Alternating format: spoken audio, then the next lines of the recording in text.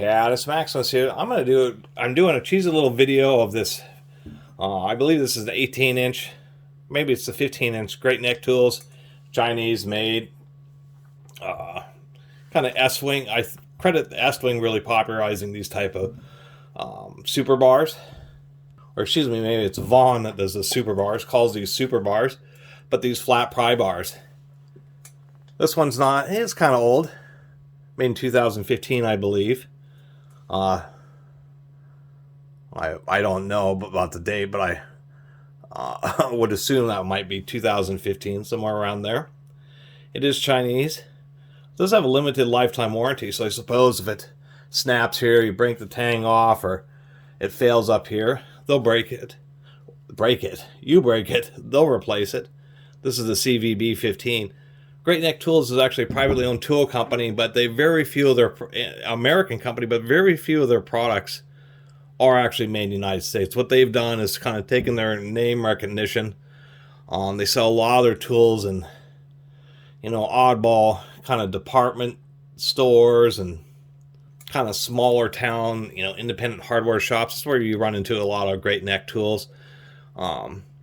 So they, unfortunately, are getting a lot of tools overseas and slapping the Great Neck name on them.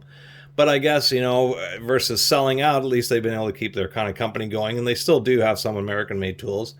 And I had gotten, and I made a video about it a long time ago. I was trying to dig it up and I couldn't find it. But I got one of these Stanley flat pry bars, and it was absolutely atrocious quality, where the teeth were just ground terribly that way. One barely had any grind this way, so it was just basically the blunt piece of steel was super sharp here. And that's what kind of, when I was looking at this Great Neck, I thought, oh gosh, the stamping of this nail puller eye is actually not that bad. There's actually pretty even webbing on both sides. This is something that really is inconsistent on a number of bars, and I thought it's actually really consistent on this one.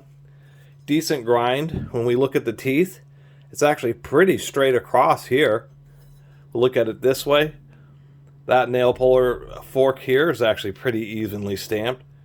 Pretty even grind across this side. And the same holds true for this fork. This bottom part of the fork could probably have been ground a little sharper. They did make it a little bit blunter. I guess that's just to prevent less dings. But once again, pretty even forging there. Pretty even grind.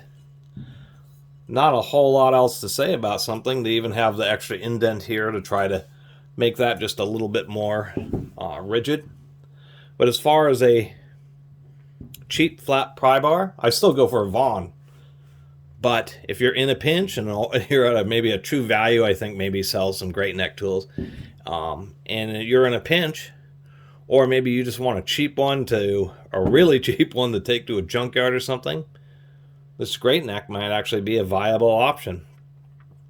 Anyway, really appreciate everybody who's been watching and subscribing, and if you haven't subscribed, please do. Till next time, Catus Maximus out.